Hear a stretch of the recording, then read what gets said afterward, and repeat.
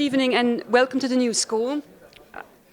My name is Karen Coney. I'm the director of the Venice Center for Art and Politics and delighted to welcome Sculpture Center here for another round of their subjective histories of sculpture talks, which tonight will be delivered by Nairy Baghramian. I remember distinctly a few of your striking installations, partially for their exquisite titles. Among their work is one that was presented at Sculpture Project in Münster in 2007 and was entitled Entr'acte, the thing in between actions, the intermission, the thing that's not really supposed to be. And this piece was assertively physical, despite what one might expect of something that's really not it quite yet, or an entr'acte. It was marked by an installation that involved partition screens, frames, fabrics, and mirrors, and reflected very clearly on display and materiality. At the Venice Center for this semester and the next 2 semesters, we're focusing on notions of thingness, as we call it, and are exploring new understandings of materialism, often grouped generally under the heading of speculative realism or object-oriented ontology. So you can imagine just how pleased I was when Sculpture Center proposed a talk with Nairy Baghramian. I'd like to thank Sculpture Center and in particular Mary Cerudi, the Executive Director and Chief Curator, who will now properly introduce the artists. Thank you for coming.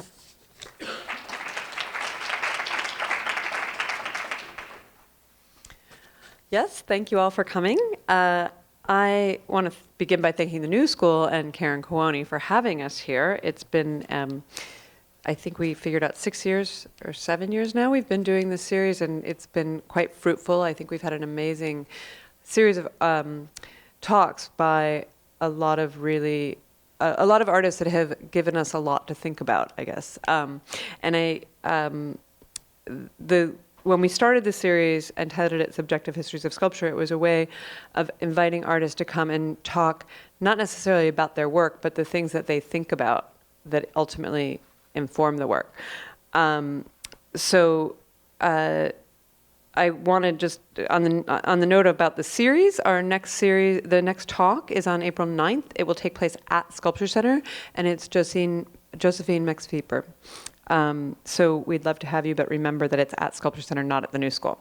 I also want to thank Kristen Chapa, who's our curatorial associate, who has coordinated the series on our end at Sculpture Center.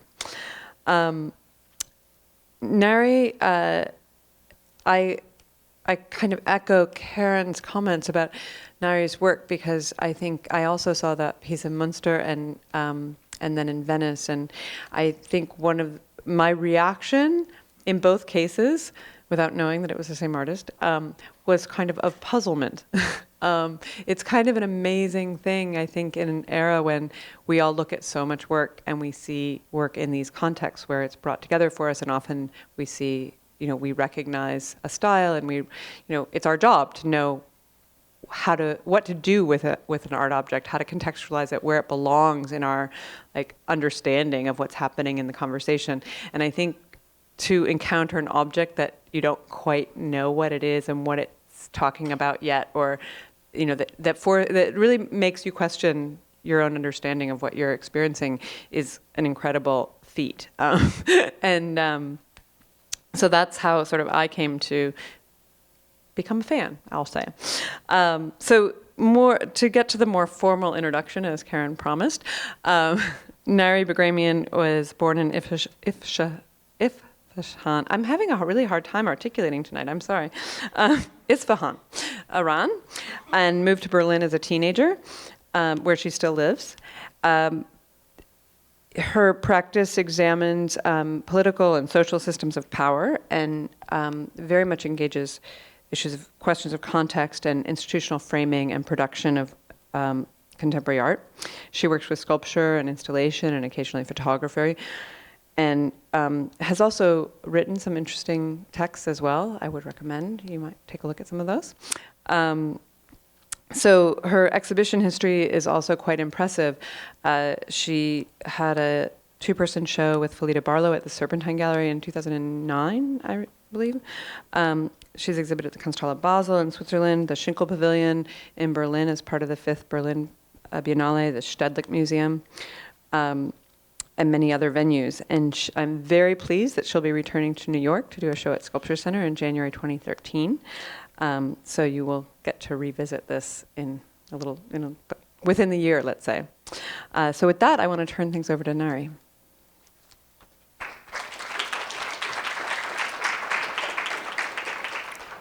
Thank you very much for the invitation and having me here.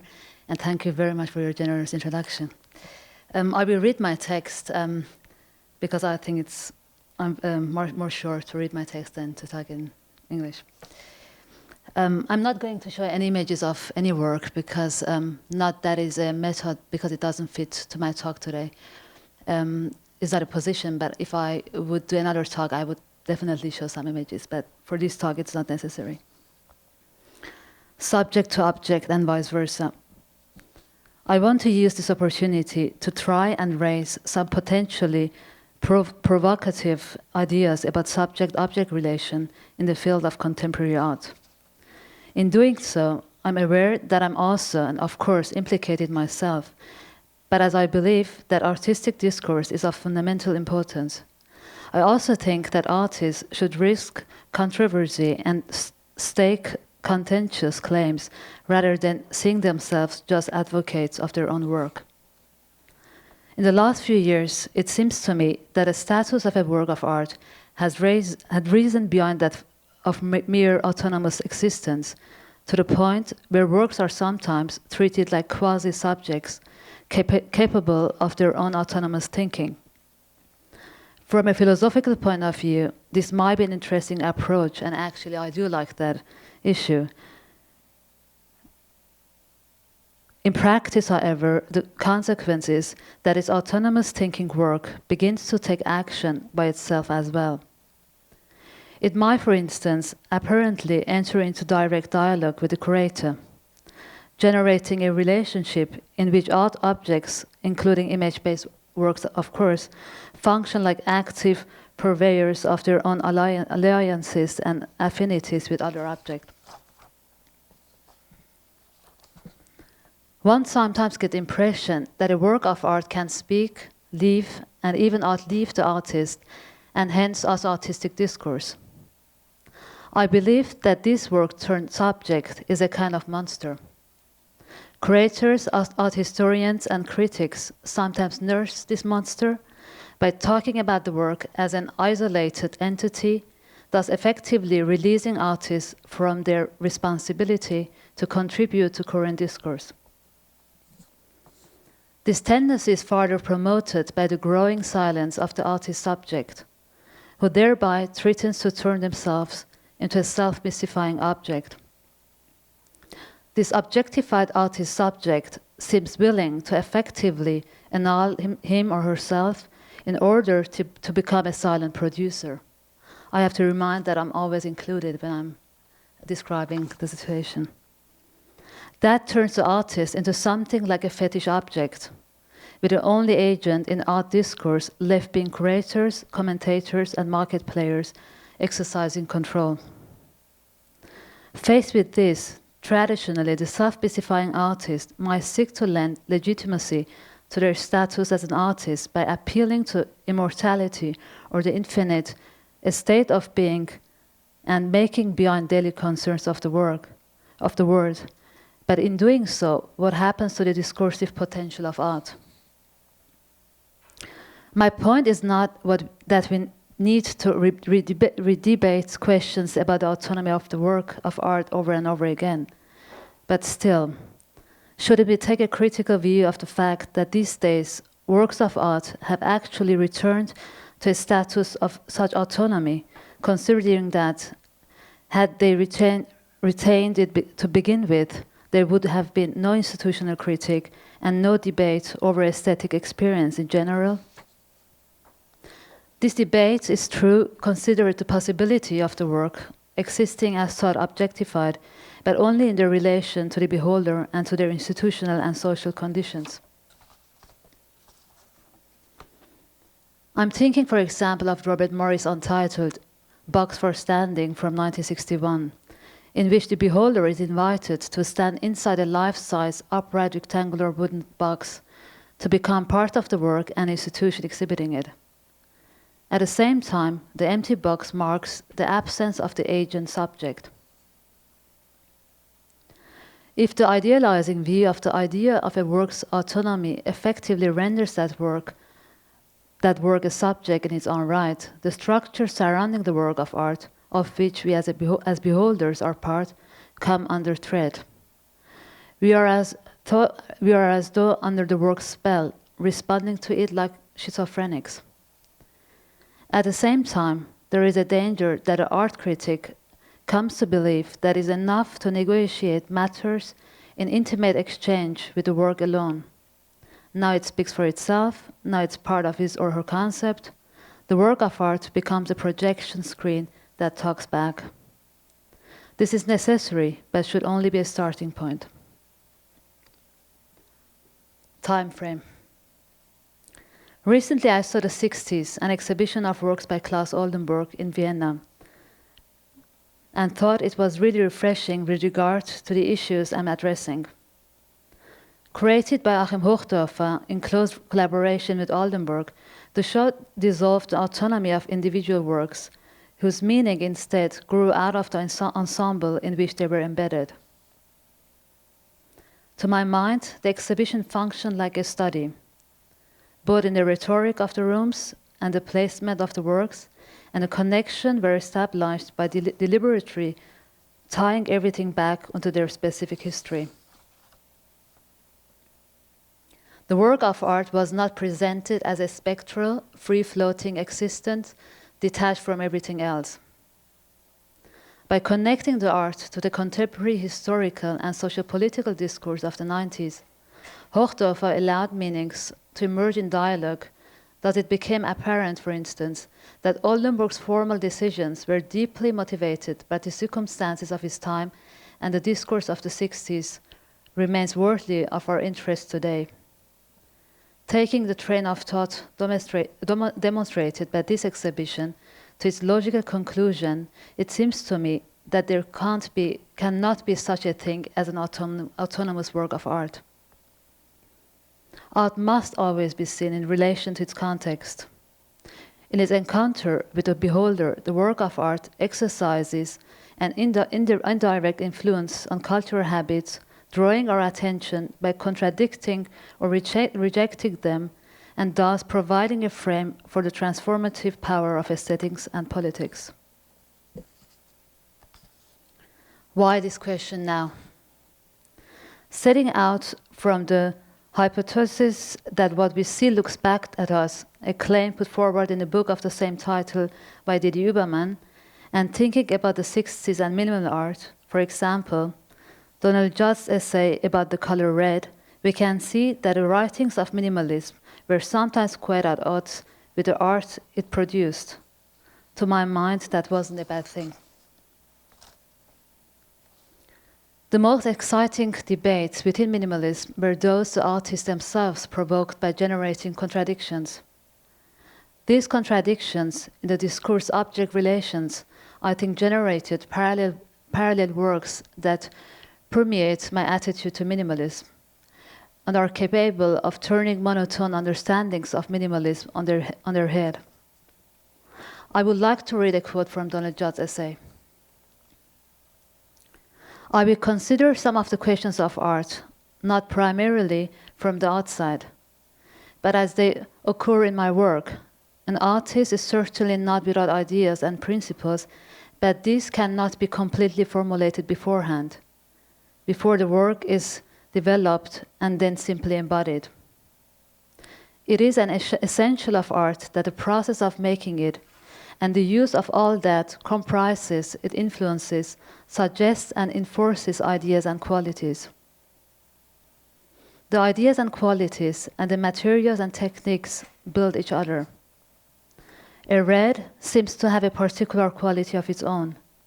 In the work, it retains that quality, and yet it is altered and amplified by the context. Its original quality may have suggested the alternation. The idea or quality desired may have required the red. End quote. It was not just object strategies or pure production that were at issue at that time. The simultaneous discourse enabled artists to question what they were doing and to engage in contentions. In the 90s, a period when the 60s were reconsidered, generally, we also saw the prevalence of a critical approach to the work of art and skepticism about artist subjects. When the artist spoke, he or she did so primarily as a socio-political persona, a cultural producer who sought to generate discourses. The aim was to try circumnavigate the problem of the marketable art object. Ironically, the works produced in parallel or as a byproduct would later be reclassified as works of art.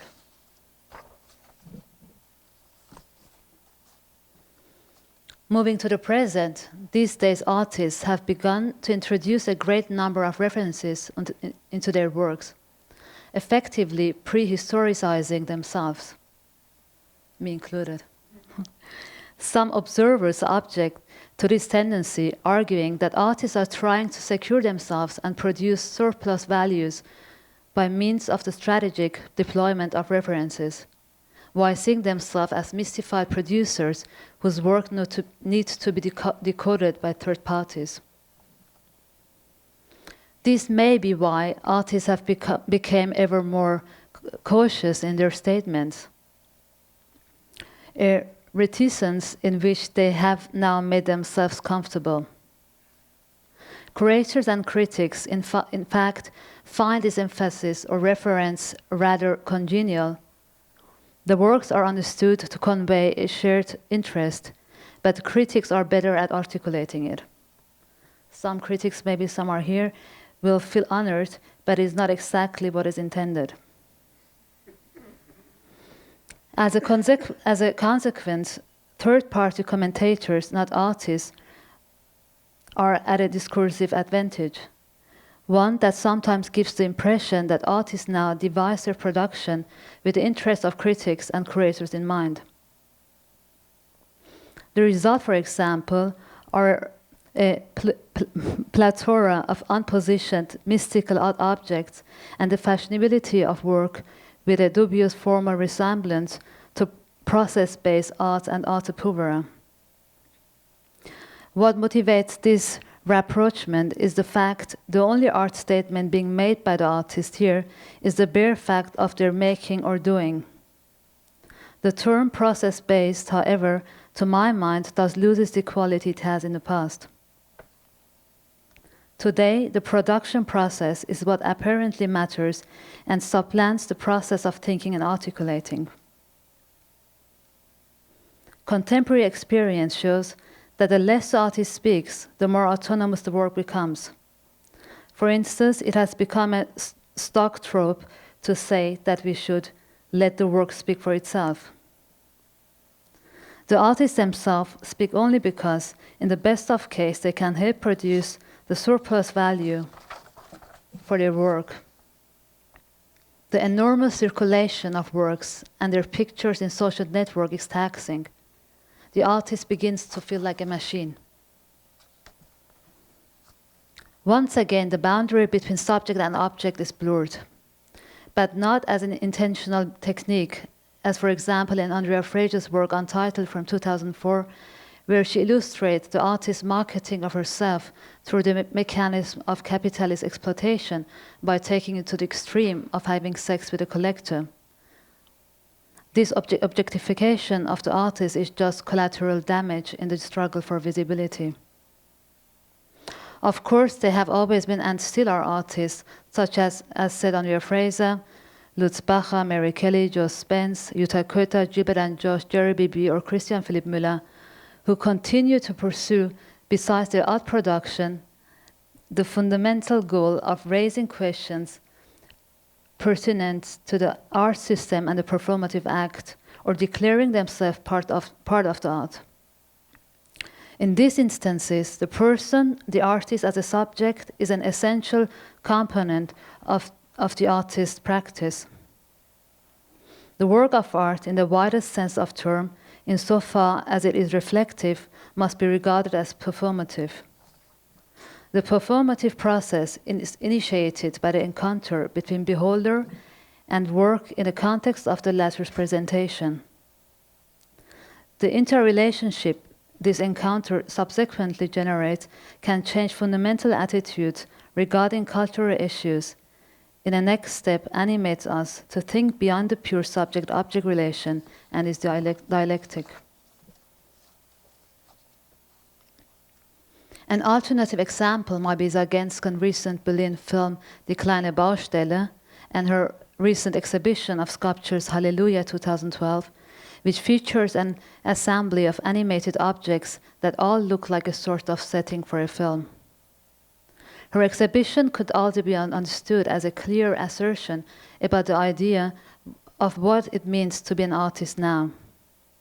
As Dietrich Dietrichson noted in a review of the show, the only person suitable to be an artist, the implicit argument goes, is someone who can transcend the boundaries of genres and make themselves at home in the world of ostensibly autonomous objects as though in a communicative language. Things to practice, writing and discourse. In rare instances, the need to participate actively in generating discourse is imposed on the artist from outside, for instance, when he or she is approached by journals such as Texte zur Kunst, which asks artists to articulate reasoned views about something other than their own production. And it's actually comparable to the invitation here in the new school. I think that's an important challenge, particularly because many artists today prefer to style themselves as victims of these discourses rather than participate actively in them. Last fall, I was asked to say something about feminism, an issue the public debate often described as having been laid to rest. I would like to read an excerpt from my text, titled, "You Go First."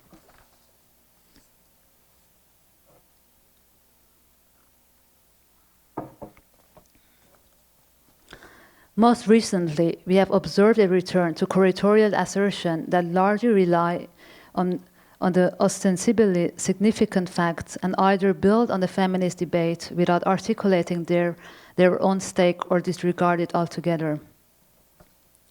The results are shows that once again reproduce traditional stereotypes about femininity. Exhibition of the 60s and 70s, such as Issue, held at the ICA London in the 1980s, and created by Lucy Lippard, which featured artists such as Margaret Harrison, Mary Kelly, Nancy Spiro, Mae Stevens, Kate Walker, and Mary Yates, or Künstlerinnen International, 1877 to 1977, held at NGBK Berlin in 1977, which included works by Barbara Morgan, Helen Frankenthaler, Ulrike Oettinger, Miriam Shapiro, Caroline Schneemann, Judy Chicago, Valley Export, Hannah Wilke, and others, shows that fosters substantial debate over feminist issues are at once assessed as purely historical phenomena. The ties that bind certain genres, such as performance, video, and participatory arts to historical context imply the renewed danger of a dualism pitting such artistic practices against their ostensible opposites, the media of sculpture and painting.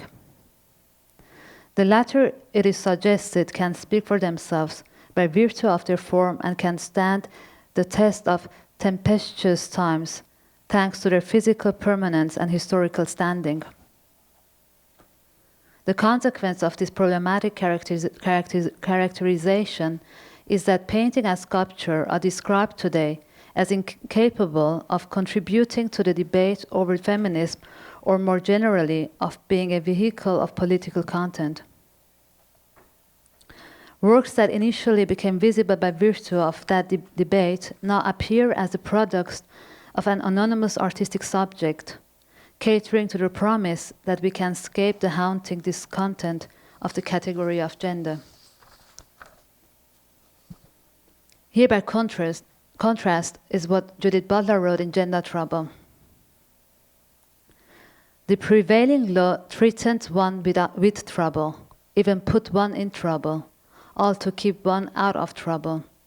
Hence, I concluded that trouble is inevitable, and the task how best to make it, what best way to be in it. End of the quote. Timing versus placing. Restoring the subject-object relation also urgently requires the sustainability of the work that institutions do. Institutions must remain the sites where important discourses are conducted. Today's budget cuts and the resulting constraints must not endanger the lasting preservation of institutional structures. The current boom of biennials, triennials, manifestos, documentas, etc., unfortunately can also pose a threat to the institution and its lasting quality. Of course, I'm intentionally exaggerating their negative impact to make a more general point. I'm thinking of mega exhibitions conceived as spectacular events used primarily as a way of summing up a period and reflecting on trends in art, also with a view to setting signals for the future. In today's globalized world, you can go and see several of these shows at any given time. The consequence is a permanent déjà vu. The same works come up again and again. Timing supersedes placing, a development that parallels the difference between the definition of process I mentioned earlier. This global trend setting cannot be stopped, so we need to think harder about these temporary grand exhibitions. Works of art must not just be seen as subordinate to the overarching theme of the show they happen to be in.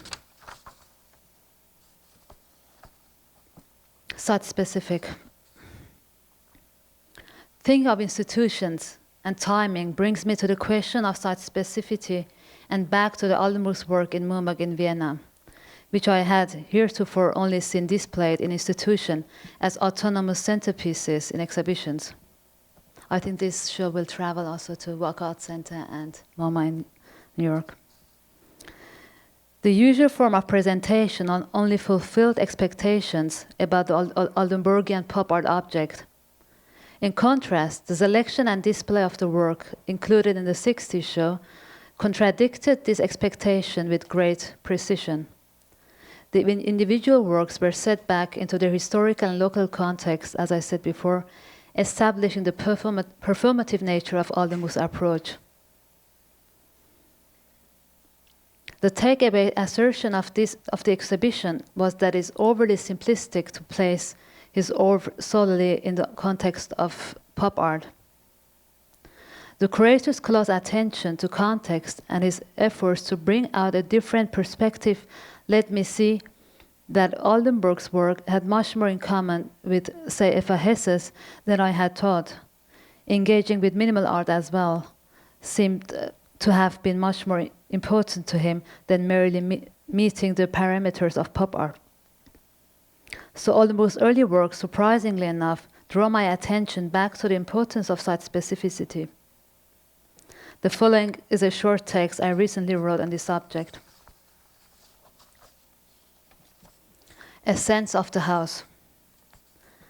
If one assumes that a work of art was first and foremost an autonomous object extracted from its original context, one that has been transferred to the mode of representation, through its exposure in an institution specially conceived for this purpose, and thus becoming what was later validated as art in museums, then this raises the question of to what extent similar mechanisms are applied in the opposite direction today. Historically, the need to build a place for art, a museum or other institution associated with the circulation of art objects, thus establishing a semiotic for the art ideological structure, was originally triggered by the desire to display objects brought by travelers which were considered significant to the place where they were found.